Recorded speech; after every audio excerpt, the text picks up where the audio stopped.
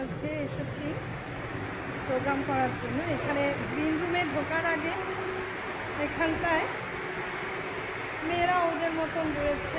আর এই যে গার্জিয়ানদের অ্যাক্টিভিটি, একজন মা ড্রেস ঠিক করছে।